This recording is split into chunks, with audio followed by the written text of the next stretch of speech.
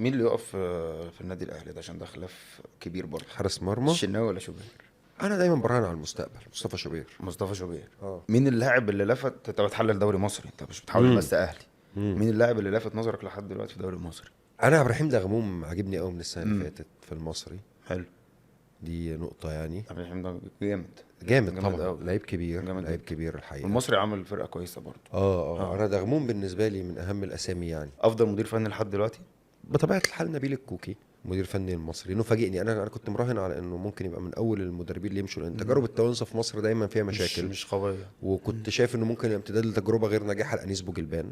مم. فيعني حقق الحق يعني، وعشان المهنيه لا لازم ياخد هو افضل مدير فني.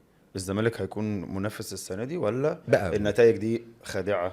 لا بقى منافس، بقى منافس.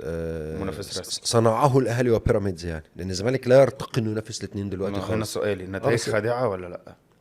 النتائج مش بتاعت خادعة. الزمالك ليه خادعه؟ خادعة؟ يعني اداء الزمالك بتشوف ان هو اداؤه هيخليه يكمل ولا لا؟ بافتراض انها اه. نتائج خادعه، بافتراض احنا ممكن يوم الاحد الجاي يبقى الزمالك عنده 13 نقطه، وواحد من الاهلي وبيراميدز عنده 5 نقط، صح.